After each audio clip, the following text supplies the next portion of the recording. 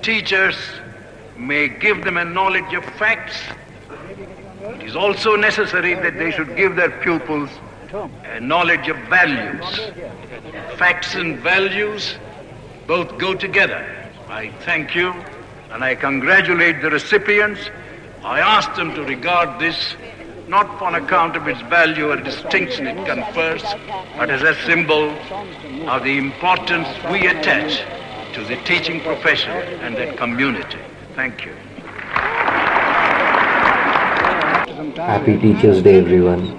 As we all know, 5th of September, which is Dr. Sarvepalli Radha Krishnan's birthday, the second President of India, is celebrated as Teachers' Day. Why? We'll find out in this video. Stay tuned. I, Sarvepalli Radha Krishnan, do swear in the name of God that I will faithfully execute the office of President of India and will, to the best of my ability, preserve, protect and defend the Constitution and the law. He was born on 5th September 1888 in Tirutani, Madras Presidency, British India. He was the second child of a deeply religious couple. Those were quite peaceful time, and for those who had the background, pursuit of knowledge was a commitment. After his early education, he moved to another holy place, Tirupati.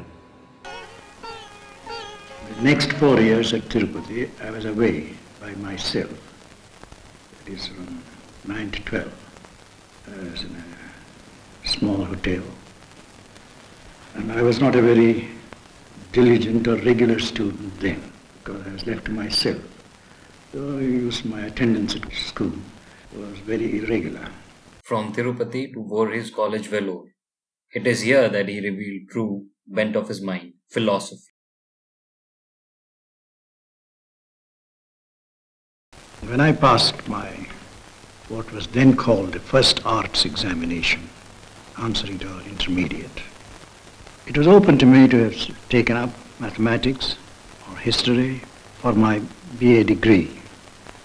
But the accident of my getting a few books on philosophy from a cousin of mine who just passed the BA degree examination made me select philosophy.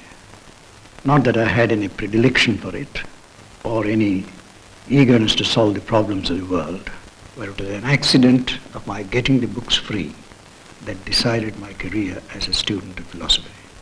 If you look at the world, you will see that when great reorderings of society are brought about, we take hold of the educational machinery, whether it be in England or America, or Soviet Union or Germany. It is through the teaching profession that we attempt to mold the minds and hearts of the younger people and make them fit citizens for the community which we wish to build. With a scholarship tenable in the Madras Christian College, I left Vellore for Madras. I was there for 4 years in the Madras Christian College. Took both my BA and MA degree examinations from there.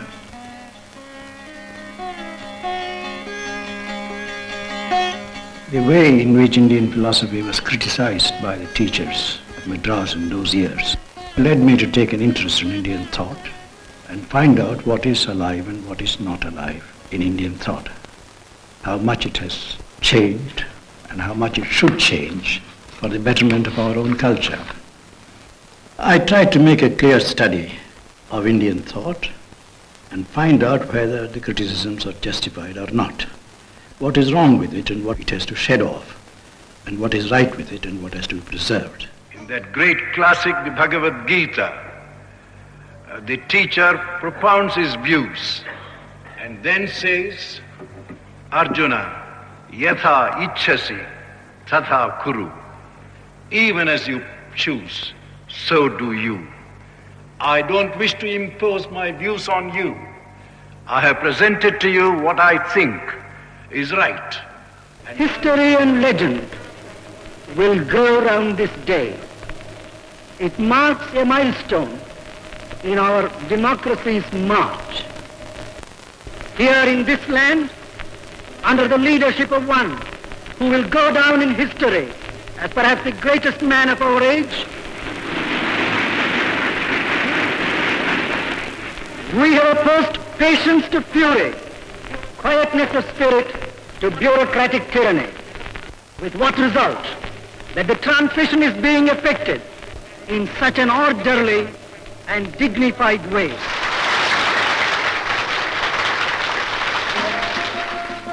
I have no doubt that the African peoples will very soon attain self-government. If that doesn't happen, it will be a terrific loss both to the authorities and to the African people. My hope and my prayer is that these things be settled, not through violent upheavals, but by peaceful constitutional processes.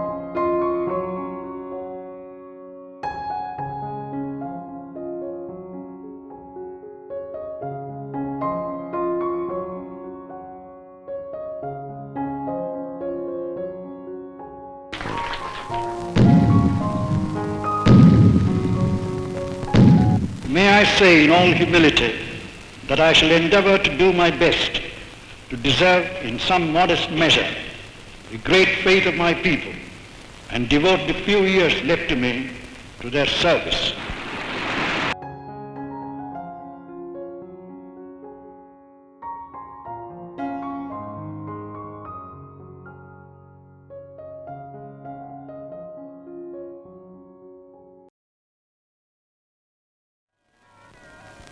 The President is a noted philosopher. When I commented on the weather this morning, he said we cannot always control events, but we can always control our attitude towards events.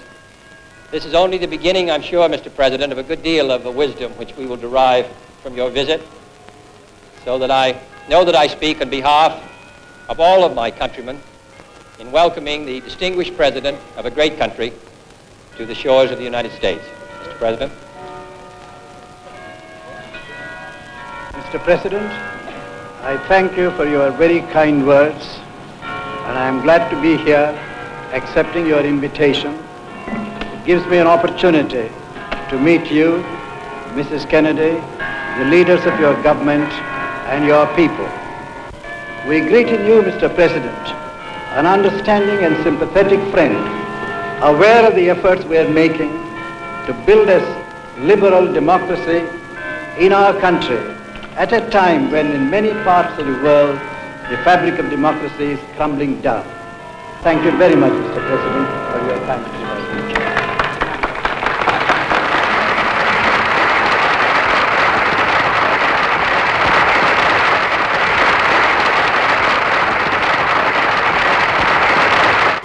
The highest concept is world community. It is that kind of world community to which we have to attach ourselves.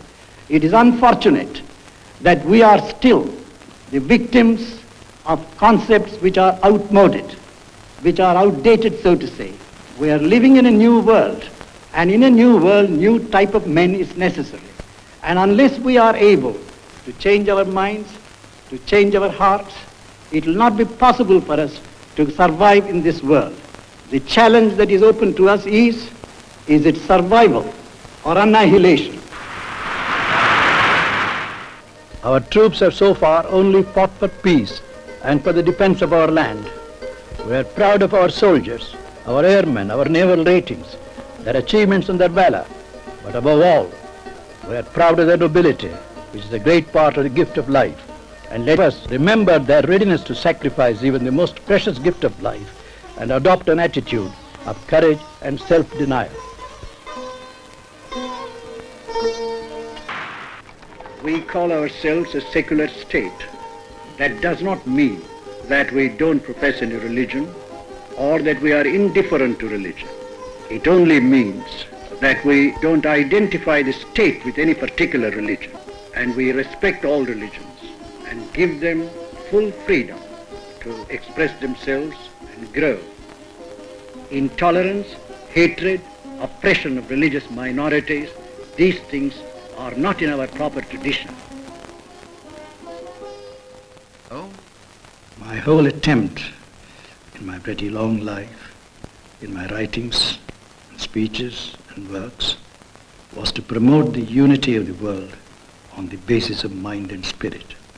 That is what we attempted to do when we were confronted by different cultures and others in our country, with the Aryan and the Dravidian, the Hindu and the Buddhist, the Jew and the Christian, the Zoroastrian and the Muslim. All these things came to India, and our one attempt was to bring about the essential unity underlying all these religions, and thus contributing to what you call world solidarity. And that's what the world is called upon to do today.